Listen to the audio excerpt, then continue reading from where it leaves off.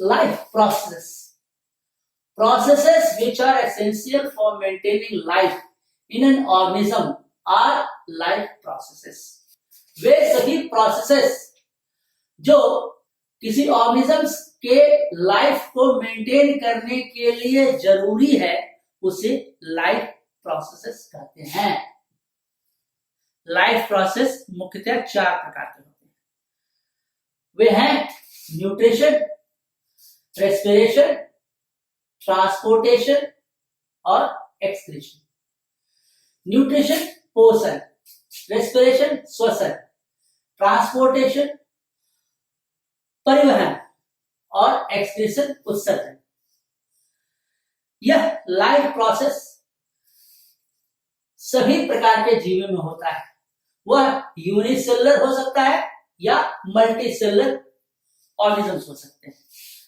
जैसे unicellular organism का उदाहरण है अमीबा और मल्टीसेलुलर ऑर्गेनिजम्स का मैट। मनुष्य वह मल्टीसेलुलर ऑर्गेनिज्म है। अब इस दोनों में ही न्यूट्रिशन, रेस्पिरेशन, ट्रांसपोर्टेशन और एक्सक्रीशन की प्रक्रिया होती है। पहला लाइफ प्रोसेस है न्यूट्रिशन। पहला लाइफ प्रोसेस है न्यूट्रिशन। ये क्या है? The process of taking food inside the body and changing it into simple absorbable form is called nutrition. Nutrition क्या है? यह एक प्रक्रिया है, एक प्रोसेस है जिससे हम फूड शरीर के अंदर लेते हैं और उसे बदल देते हैं। किस तरह का? सिंपल एब्जॉर्बेबल फॉर्म, जो है साधारण और एब्जॉर्ब किए जाने वाले पदार्थ के रूप में उसे बदलने की प्रक्रिया को न्यूट्रिशन कहते हैं। Why organisms require food? जीव को फूड क्यों चाहिए? पहला, क्योंकि फूड में एनर्जी रहता है, इसीलिए फूड चाहिए। कोई भी ऑर्गेनिज्म कोई काम करेगा तो उसे एनर्जी चाहिए और एनर्जी के लिए फूड चाहिए। ठीक है, फूड कंटेन्स एनर्जी। भोजन में ऊर्जा है, इसीलिए उसकी जरूरत है और उसी फूड से हमें एनर्जी मिलती है।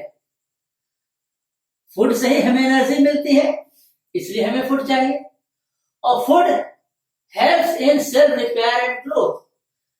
फूड हमारे शरीर के सेल्स को रिपेयर करता है और ग्रोथ वृद्धि में सहयोग करता है, इसलिए हमें चाहिए फूड। और चौथा है प्रोवाइड्स रेजिस्टेंस अगेंस्ट डिजीज।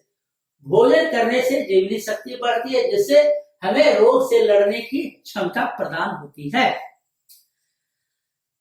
ये हुई फूड की उपयोगिता। When the body size of the organism is to grow, additional raw materials are needed from outside the body. यानी जब किसी ऑर्गेनिज्म का शरीर बढ़ता है, ग्रोथ करता है, तो बाहर से कुछ एडिशनल रॉ मटेरियल्स की जरूरत होती है। बाहर से अतिरिक्त कच्चे माल की जरूरत होती है, जिससे कि उसका साइज बड़ा हो सके, ग्रो कर सके। उदाहरण के लिए हम देखेंगे कि जब चाइल्ड रहता है, बच्चा है, तो वह मां के दूध को भोजन लेता है, थोड़ा सा लिक्विड फॉर्म। बेबी उससे जरा बड़ा हो गया तो वह लिक्विड फूड लेता है, और जब और बड़ा हो गया, बच्चा हो गया, यंग हो गया, तो वह सॉलिड फूड लेना शुरू करता है। और जब एडल्ट हो जाता है तो वह बहुत वैरायटी का फूड ग्रहण करता है, जैसे रोटी, चावल, दाल, सलाद, सब्जी इत्यादि भोजन ग्रहण करता है। दूसरा लाइफ प्रोसेस है रेस्पिरेशन। रेस्पिरेशन क्या है? Process by which oxygen is acquired from outside the body and is utilized in the process of breakdown of food sources for cellular needs is called respiration.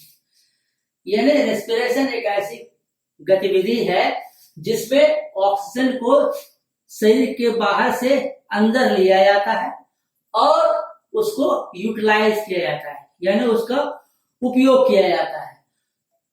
किस चीज में? तो breakdown of food sources, जो भी हमने खाना खाया है उससे पचा हुआ पदार्थ जो है उसको तोड़ने में उपयोग होता है और तोड़ के क्या करते हैं? सेलुलर नीड्स, पूर्ति करते हैं, कोशिका के जरूरतों को पूरा करते हैं, जिसे रेस्पिरेशन कहते हैं। या साधारण रूप से हम कह सकते हैं कि रेस्पिरेशन एक ऐसी प्रक्रिया है जिसमें शरीर के बाहर से ऑक्सीजन शरीर के अंदर लेते हैं और उसका उपयोग फूड के ब्रेकडाउन में करते हैं, फूड के ब्रेकडाउन में, और जिससे कि सेल्स के जरूरतों को पूरा किया जा सके। इस प्रक्रिया को रेस्पिरेशन कहते हैं। अब हम रेस्पिरेशन को एक रिएक्शन के रूप में, इक्वेशन के रूप में हम लिख सकते हैं। जैसे डाइजेस्टेड फूड, न्यूट्रिशन में क्या हुआ? फूड का डाइजेशन हुआ और डाइजेस्टेड फूड का,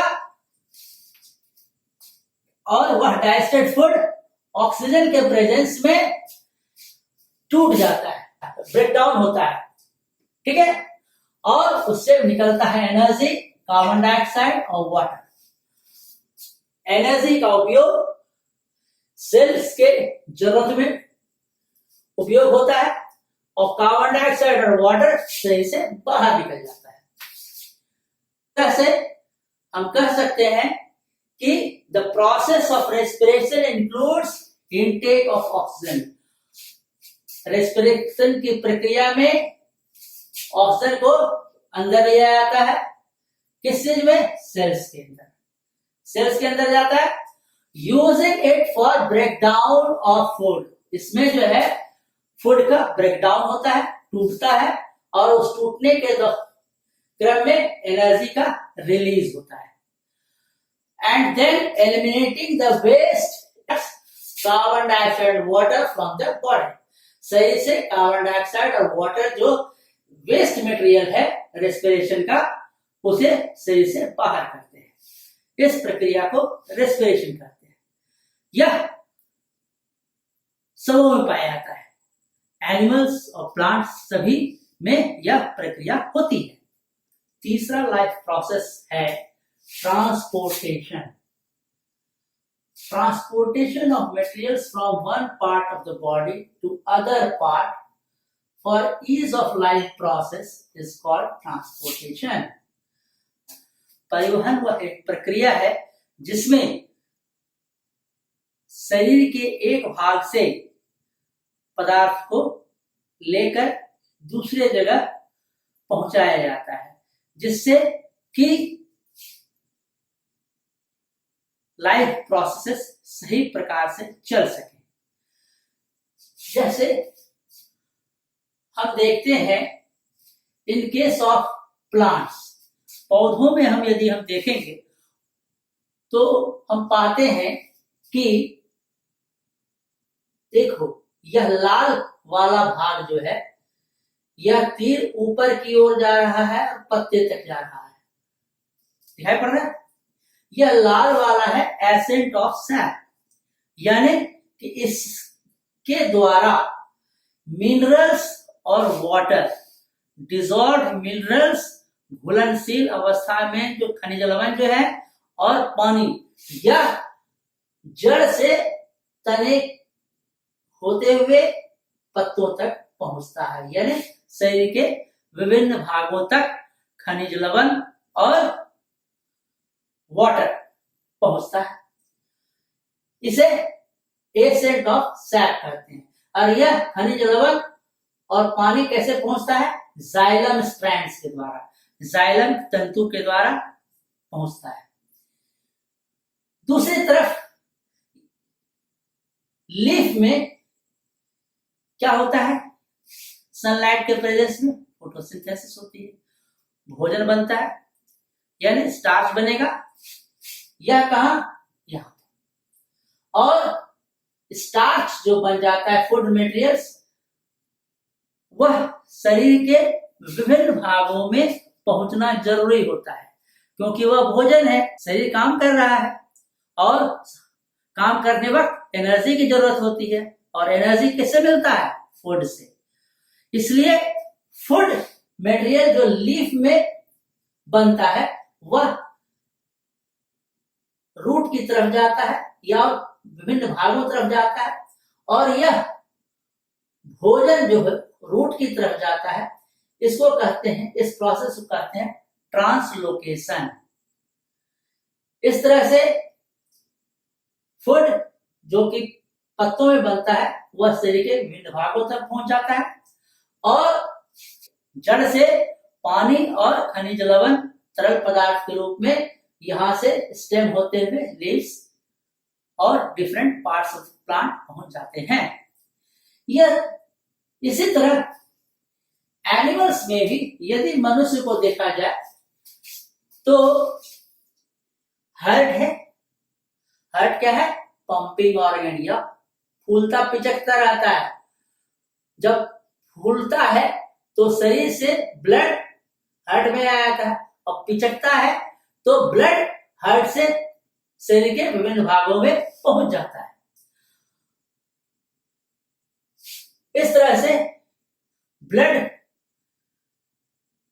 शरीर से हार्ट में और हार्ट से शरीर के विभिन्न भागों में पहुंचता है। ब्लड में विभिन्न प्रकार के मटेरियल्स पाए जाते हैं, जैसे oxygen, carbon dioxide, enzymes, hormones.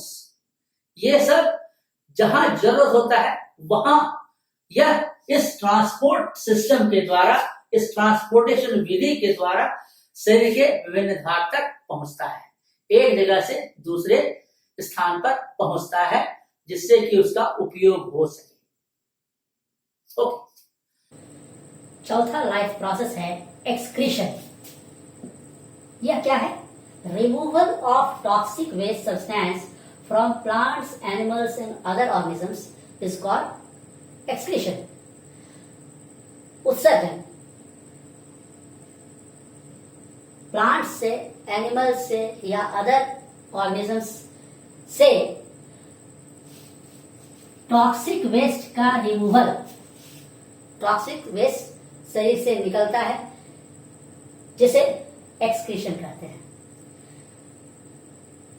Plants, animals या अन्य जीवों से टॉक्सिक वेस्ट शरीर से बाहर निकलता है, उसे एक्सक्रीशन कहते हैं, उत्सर्जन कहते हैं। और यह उत्सर्जन सभी जीवों में पाया जाता है। जैसे उदाहरण के लिए हम समझें तो मैन के केस में हमारे एक्सक्रीटरी ऑर्गन्स हैं स्किन, लंग्स और किडनी। स्किन से स्वेट निकलता है, पसीना निकलता है। लंग्स से हमें कार्बन डाइऑक्साइड निकलता है, और किडनी से एक्सेस सॉल्ट, यूरिया और वाटर। किडनी से एक्सेस सॉल्ट, यूरिया और वाटर निकलता है। यह किडनी से ये तीनों चीज पेशाब के रास्ते निकलता है। अब प्लांट्स में हम देखेंगे और ट्रीज में, तो इसमें कोई स्पेशल ऑर्गन एक्सक्रीशन का नहीं पाया जाता है। तो क्या प्लांट्स में एक्सक्रीशन नहीं होता है? होता है। उनमें अलग अलग प्लांट्स में, ट्रीज में ऑर्गन्स होते हैं जहां से एक्सक्रीटरी वेस्ट निकलते हैं। फॉर एग्जाम्पल, उदाहरण के लिए दिन के समय प्लांट्स में क्या होता है? प्लांट्स और ट्रीज में क्या होता है? फोटोसिंथेसिस, प्रकाश संश्लेषण की क्रिया होती है। ये कहां होता है? लीव्स में, और लीव्स में स्टोमाटा पाए जाते हैं। यह लीफ के सरफेस पर होता है और फोटोसिंथेसिस की क्रिया में ऑक्सीजन जो है एक्सक्रीटरी वेस्ट है जो बाहर निकल जाता है, स्टोमाटा के द्वारा बाहर निकल जाता है। उसी तरह इस प्लांट्स और ट्रीज में रात्रि के समय रेस्पिरेशन प्रक्रिया के दौरान, श्वसन के दौरान स्टोमाटा के जरिए कार्बन डाइऑक्साइड बाहर निकलता है। रात में कार्बन डाइऑक्साइड और दिन में ऑक्सीजन। यह एक्सक्रीटरी प्रोडक्ट है जो प्लांट्स और ट्रीज से निकलता है।